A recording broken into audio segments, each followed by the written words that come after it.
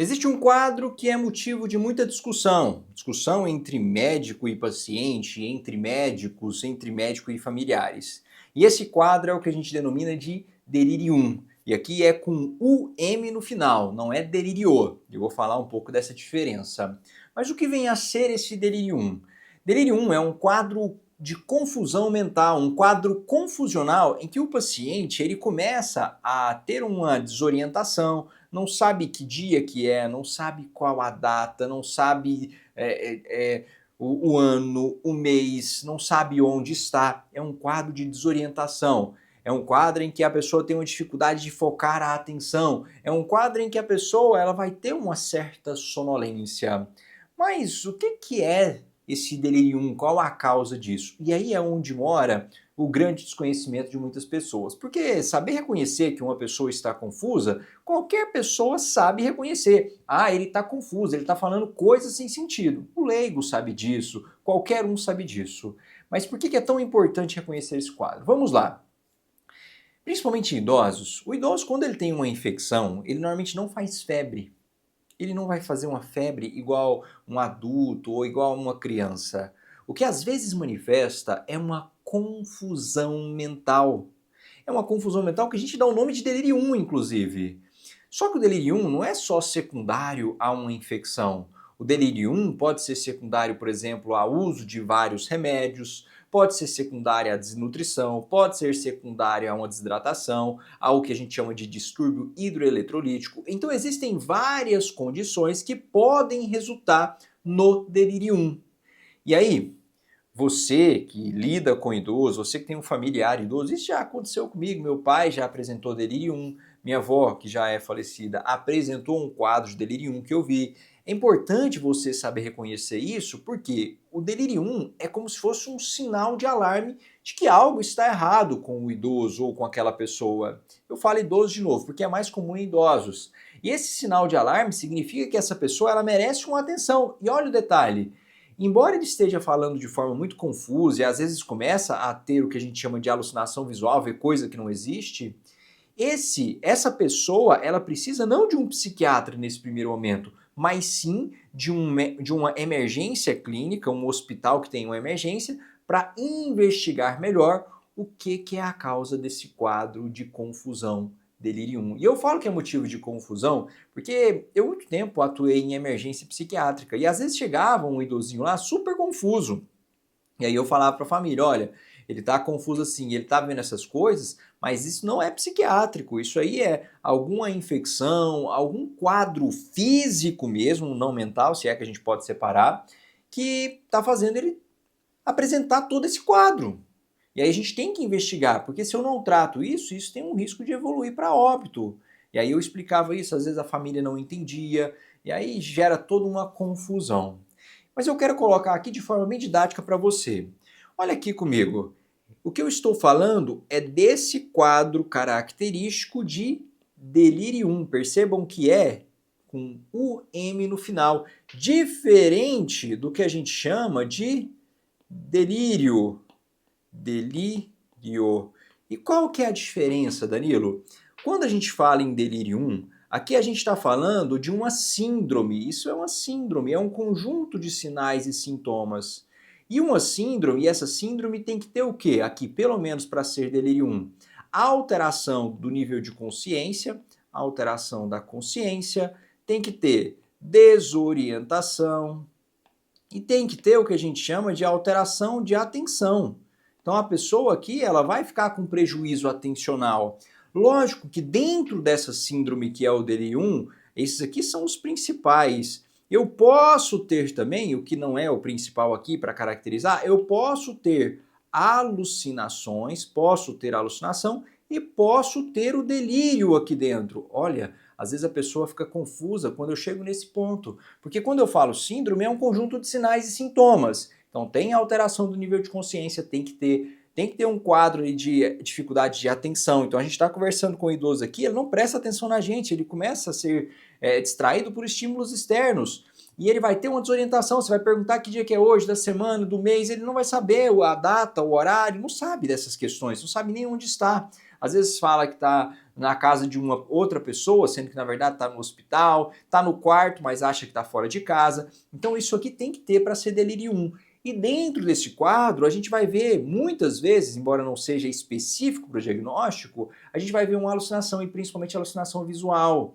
Então a pessoa fala, tô vendo bicho pela parede, aranha. Ou delírio, vocês estão me perseguindo, vocês estão querendo me matar. Então eu posso sim ter alucinação e delírio. O delírio, como eu falei, ele pode fazer parte, não é que ele faça parte do delírio 1, mas o delírio, ele pode estar presente aqui. Só que muitas vezes a gente vai anotar o delírio onde? A gente vai anotar o delírio como uma função que a gente fala, que é a alteração do juízo da realidade. Não vou ainda entrar em detalhe com relação a isso aqui, não. Mas só o delírio, ele pode estar presente em várias condições, na esquizofrenia, no transtorno bipolar, pode estar presente num transtorno psicótico breve, enfim, o delírio ele pode estar presente em várias condições. O delírio é visto como um sinal, como um sintoma. Já o delírio 1 é uma síndrome, é esse conjunto de sinais e sintomas. Mas vamos caminhar um pouquinho mais? Quando eu falo em delírio 1, a questão do conceito. Delírio 1, ele é uma síndrome mental orgânica. O que quer dizer orgânico aqui nesse caso? Esse caso, quando eu falo orgânico, eu estou dizendo que o fundo aqui não é mental. O que está gerando essa alteração no meu paciente é algo, entre aspas, físico. De novo, é ruim separar, né, mente do físico aqui, mas quando entenda que o que eu quero dizer físico é uma doença, por exemplo, uma infecção, é uma alteração hidroeletrolítica, é uma hipoglicemia, é uma hipóxia, ou seja, é uma síndrome mental que tem um fundo orgânico. E via de regra, tem um caráter transitório, e tem um caráter também flutuante. O que quer dizer isso, flutuante? Olha, isso aqui é extremamente importante. Às vezes a gente consulta o paciente pela manhã e o paciente está extremamente orientado. E aí, quando chega à noite, vem a confusão mental. Isso que quer dizer esse caráter flutuante. Então, às vezes, em alguns momentos do dia, o paciente pode estar extremamente lúcido, orientado, com a atenção preservada. E aí, à noite, fica muito confuso. Isso é muito comum dos quadros de delírio 1. E aí, às vezes, fala assim, não, mas ele tá normal. Aí você pergunta para quem estava com ele durante a noite, não, falou coisas sem sentido, viu pessoas que não existiam. E aí ele fez o que à noite? Manifestou de fato esse delírio 1. O delírio 1 também, esse delírio 1, ele tem um início agudo, então assim, ele vai iniciar com horas e poucos dias. Eu não vou esperar que uma pessoa entre num delírio 1 depois de 1, 2 meses, não é assim que funciona, é um quadro mais agudo. Então, ele caracterizado por quê? A alteração do nível de consciência, o paciente às vezes vai estar mais sonolento, dito de uma forma bem simples, né? Essa alteração atencional de consciência. Junto com isso, anormalidades atencionais, que é o que eu falei. A pessoa não consegue focar, você está conversando com ela, não consegue focar. A alteração psicomotora que o paciente pode estar agitado ou pode estar, aqui que a gente fala, hipoativo. Então o paciente às vezes está lá quietinho no canto dele. Isso aqui a gente tem que tomar muito, muito cuidado. A alteração do sono-ciclo-vigília aqui, né, alteração do ciclo sono-vigília.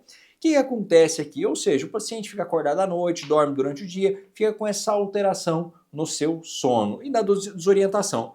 Pode existir aqui, como eu falei para vocês, alucinação e delírio. Mas percebam que isso não faz parte desse conceito de delírio 1.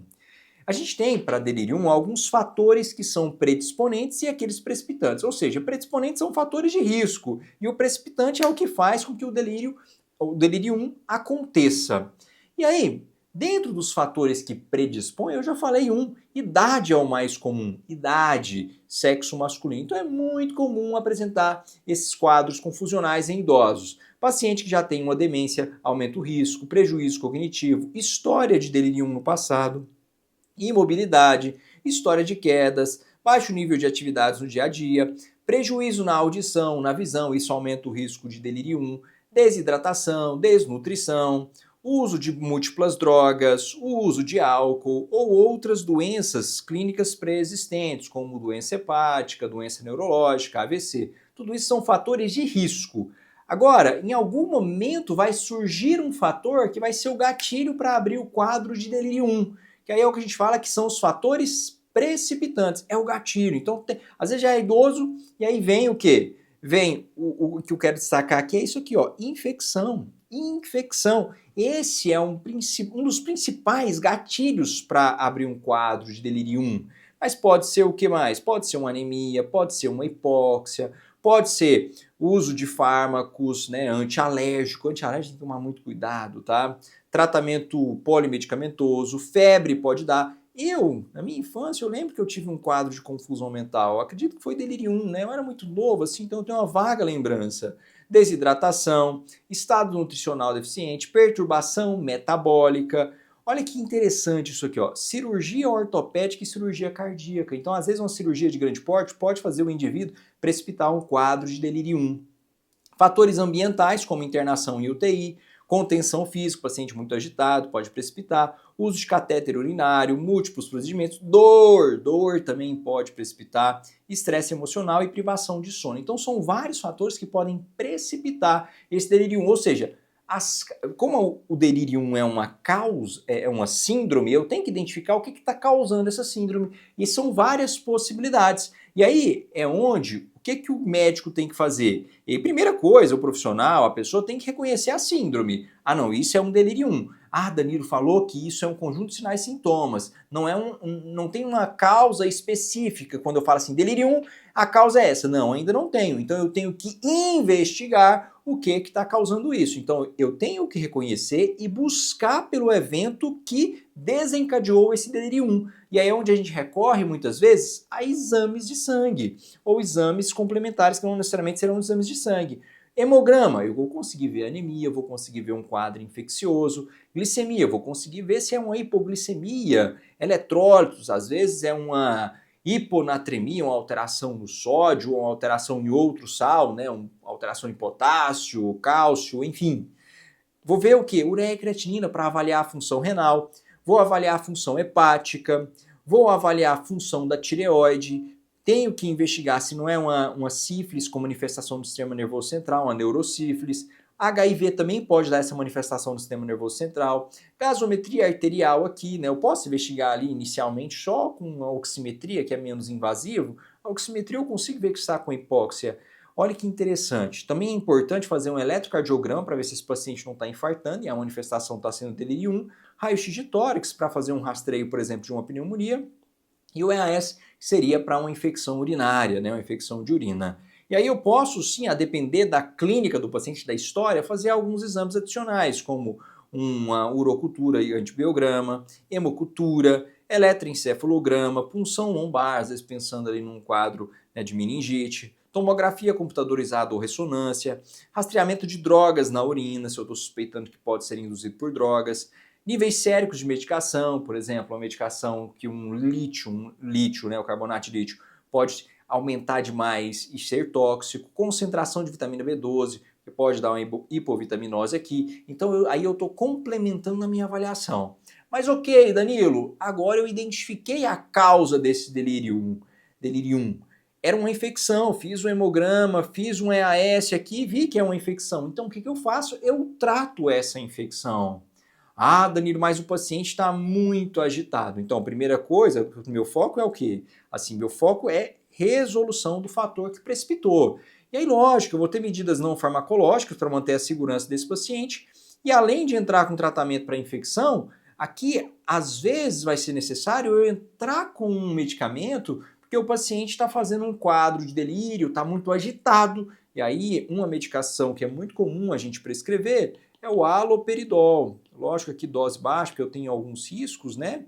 Mas o haloperidol. Ou ainda, estudos menos aqui, né? Recomendam, mas também uma possibilidade. A quetiapina, dose mais baixa, logicamente. O mais comum é o haloperidol aqui que a gente vai fazer para esse paciente. Lembrando que são doses baixas. Então, é importante todo profissional reconhecer isso aqui. Senão vai pensar que é esquizofrenia, senão vai pensar que é um bipolar, e aí vai gerar toda uma confusão. Então, reconheça para proporcionar o tratamento adequado. E se você chegou até aqui nesse vídeo, deixe seu like, se inscreva no canal e ative o sininho de notificações para que você não perca novos vídeos. Um grande abraço!